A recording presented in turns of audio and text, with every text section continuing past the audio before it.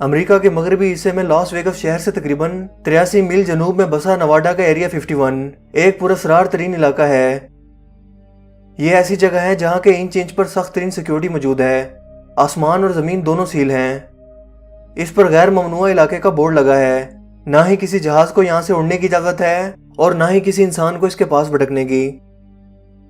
इस इलाके के पास घने जंगलात को उगा दिया गया है और किसी इंसान को देखते ही गोली मार देने का हुक्म है।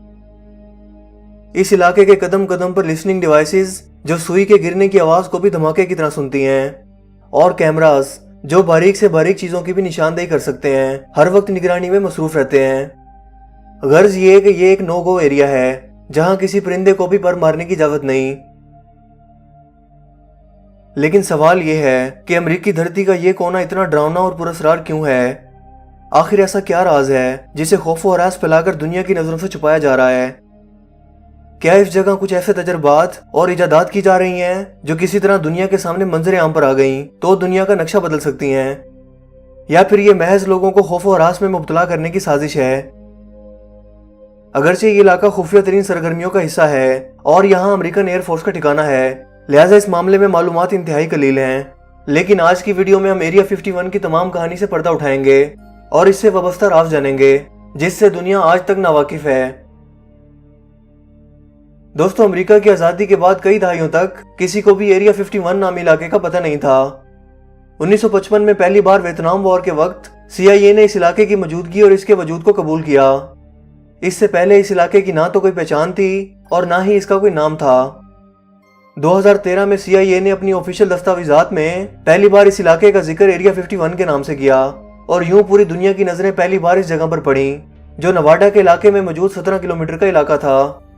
इस पर गैर ममनुआ इलाके का बोर्ड लगा था।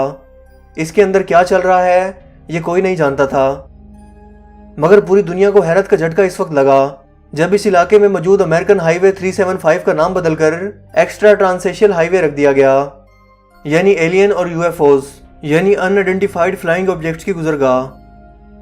पूरी दुनिया में ये सवाल उठने लगे कि क्या वाकई ही इस इलाके पर एलियंस की हुकूमत कायम हो गई है या ये इनकी गुजरगाह बन चुकी है जहां वो वक्तन फवक्तन आते रहते हैं, या फिर इस इलाके के बारे में सिर्फ खौफ और सनसनी फैलाकर लोगों को दूर रखने के लिए कोई चाल चली गई है ताकि यहां मौजूद खुफिया सरगर्मियों की किसी को खबर तक ना हो सके।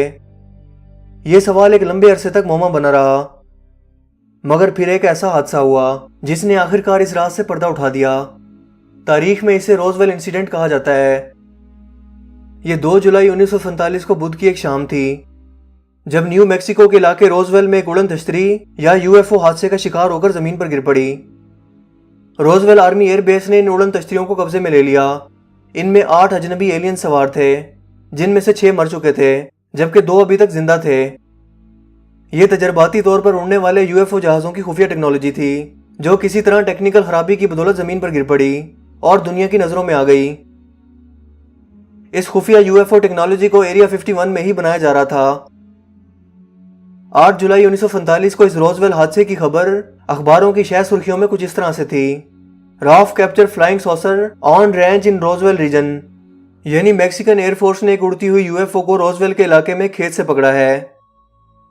यह खबर अमेरिकन एयरफोर्स के कर्नल विलियम बेलन रिचर्ड के हुक्म से मीडिया को जारी की गई थी। लेकिन हैरत की बात यह है कि कर्नल विलियम ने चंद घंटे बाद ही इस प्रेस रिलीज का बयान बदल दिया और कहा कि यह UFO नहीं बल्कि मौसमी गुब्बारा था।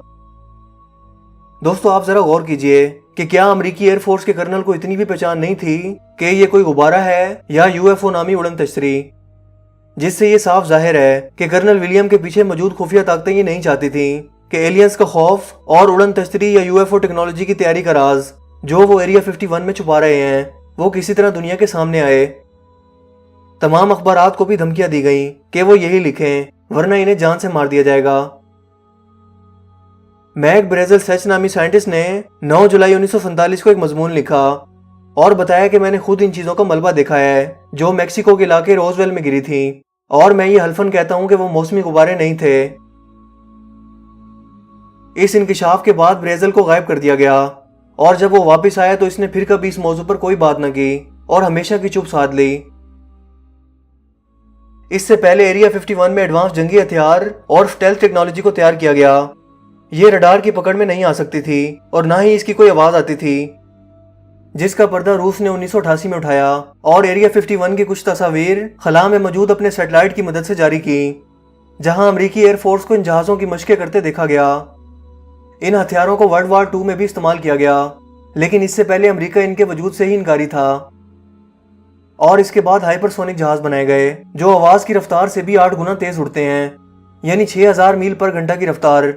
ये रडार और सैटेलाइट को चकमा दे सकते हैं। इंसानी नजरों को बम फटने से पहले कुछ नजर नहीं आता। बाद में ये हाइपरसोनिक टेक्नोलॉजी आज की यूएफओ या उड़न तश्तरियों की टेक्नोलॉजी में बदल गई, जिसके पीछे वो खुफिया तजर्बात हैं जो अमेरिका के एरिया 51 के इलाके में पोशीदा हैं, जो शायद ही कभी दुनिया के सामने आ सकें। इस वाक़े के बाद उड़न तश्तरियों या यूएफओ को दुनिया भर में देखे जाने का एक नाकाबिले खत्म सिलसिला शुरू हुआ, जिसकी लिस्ट बहुत लंबी है। कुछ लोगों ने इसे आंखों का धोखा कहा और किसी ने इनके वजूद की तस्दीक की। सिर्फ 1945 से 1969 तक अमेरिकी एयरफोर्स ने यूएफओ देखे जाने के 12,618 केस रिपोर्ट किए। साल 2008 तक 3,951 लोगों ने इन्हें देखने का दावा किया, जिनकी मुख्तसर सी वजाहत यह है। 7 जनवरी 1948 एक अमेरिकी कैप्टन थॉमस मेल्टन ने आसमान में एक यूएफओ को उड़ते हुए वाज़े तौर पर देखा और अपने जहाज P-51 में इसका पीछा शुरू किया, मगर कुछ ही देर में इसके तैयारे को शदीद गोलियों से उड़ाकर तबाह कर दिया गया।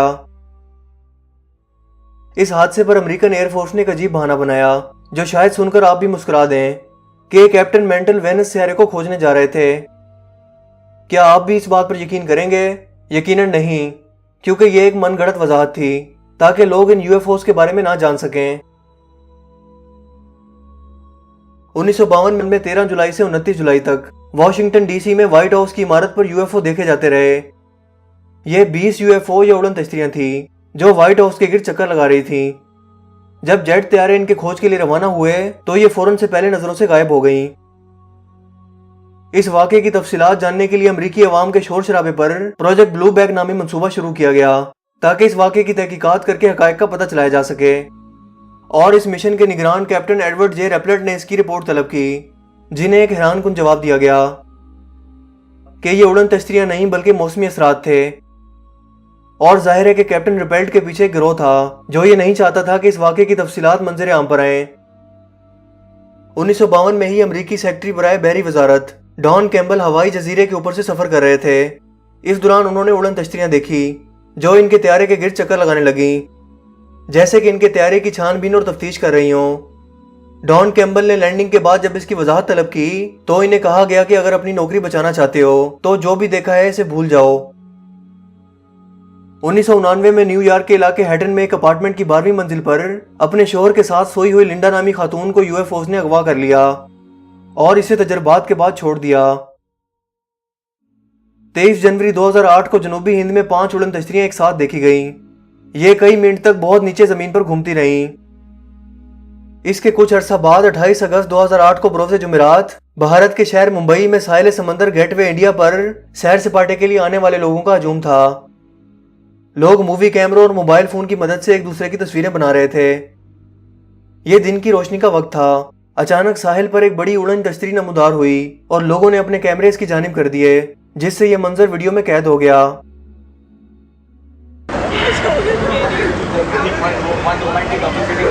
Oh my God, look at that!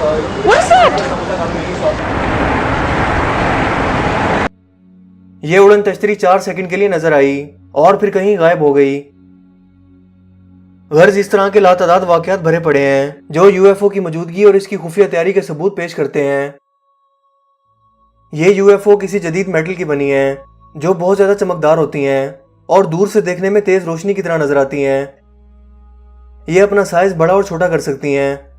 इनकी रफ्तार 700 किलोमीटर फी सेकंड यानी 25,20,000 किलोमीटर फी घंटा है, जो अब तक हमें मालूम है, जबकि एक्चुअल फिगर इससे ज्यादा हो सकती है। यह फिजा में किसी भी चीज को अपनी जानिब खींच सकती है। अगर कोई चीज इसके करीब आ जाए तो इसके जिस्म में शदीद खारिश शुरू हो जाती है, आंखें जलने लगती हैं, जिस्म में झटका सा लगता है। ये बिजली और मवासलाती निज़ाम को जाम करने की सलाहियत भी रखती हैं। इसमें मौजूद लेजर शुआएं जदीद तरीन तैयारों को बआसानी तबाह कर सकती हैं। یہ اڑنے کے ساتھ ساتھ سمندر کے اندر بھی اسی طرح چلنے کی صلاحیت رکھتی ہیں۔ یہ کائنات میں موجود گریویٹیشنل فورس کو استعمال کر کے اس قدر تیز رفتار حاصل کرنے کے قابل ہو پاتی ہیں۔ اس تمام ٹیکنالوجی کو دنیا کی نظروں سے خفیہ رکھ کر ایریا 51 اور برمودا ٹرائنگل جیسے خفیہ علاقوں میں تیار کیا جا رہا ہے۔ یہی وجہ ہے کہ ان علاقوں کے بارے میں من گھڑت کہانیاں اور خوف و ہراس پھیلا کر عوام کو اس سے دور رکھنے کی کوشش کی جا رہی ہے۔ یہ اس قدر ایڈوانس ٹیکنالوجی ہے جو باقی دنیا کو شاید 100 سال بعد بھی میسر نہ آئے۔ جہاں تک ان یو ایف او میں موجود ایلینز کا تعلق ہے، ایسی کوئی مخلوق وجود ہی نہیں رکھتی، بلکہ یہ ہماری دنیا کے انسان ہی ہیں جو اپنی چال ڈھال سے یہ تاثر دینے کی کوشش کرتے ہیں کہ وہ انسان نہیں بلکہ خلائی مخلوق ہیں۔ اس بات کا ثبوت وہ لوگ اور ان کے بیانات ہیں جن کو اغوا کر کے ایریا 51 اور برمودا ٹرائنگل جیسے علاقوں میں لے جایا گیا۔ اس کے علاوہ جو یو ایف او تباہ ہوئے، ان میں ملنے والی لاشیں بھی انسانوں کی تھی۔ لیکن دوستو، اب یہاں سوال یہ پیدا ہوتا ہے کہ اگر یہ انسان ہی ہیں تو ان کا بادشاہ یا مالک کون ہے؟ اس قدر جدید ٹیکنالوجی اور بے پناہ خفیہ پناہ گاہوں میں بیٹھ کر وہ کس کے خلاف جنگ کی تیاریاں کر رہے ہیں؟ در حقیقت یہ یہودی لوبی کی ہی ایک چال ہے جو امریکہ و برطانیہ سمیت پوری دنیا پر قابض ہے۔ ان کا مقصد پوری دنیا پر عالمی حکومت قائم کرنا ہے اور اڑن تشتریوں کا خوف پیدا کر کے تمام حکومتوں کو اپنے ماتحت کر سکیں جن پر ان کا کنٹرول ہوگا، اور یوں ان کا مسیحا آ کر ان پر حکومت کرے گا جس کے وہ آج تک منتظر ہیں، اور ان کا یہ مسیحا دجال ہے۔ اسی مقصد کے لیے یہ خفیہ ہتھیار اور ٹیکنالوجی کی تیاری زور و شور سے جاری ہے۔ کچھ شک نہیں کہ اس دنیا میں خیر و شر دونوں قوتیں پائی جاتی ہیں، اور شر کی یہ طاقتیں حق کو ختم کر کے باطل کی حکومت قائم کرنے، مسیح کو مٹا کر جھوٹ کا راج کرنے، اور اسلام سے ہٹا کر جھوٹے خدا اور ابلیس کے آخری مورے یعنی آخری فتنہ عظیم دجال کے سامنے جھکنے کے لیے مجبور کرنے کے لیے مصروف عمل ہیں، جس کا ذکر ہمیں 1400 سال قبل بیان کر دیا گیا تھا تاکہ ہم اس کو سمجھیں اور اس سے نجات پا سکیں، اور یقیناً وہ وقت اب آن پہنچا ہے۔ اللہ تعالیٰ ہمارے ایمان کی حفاظت فرمائے۔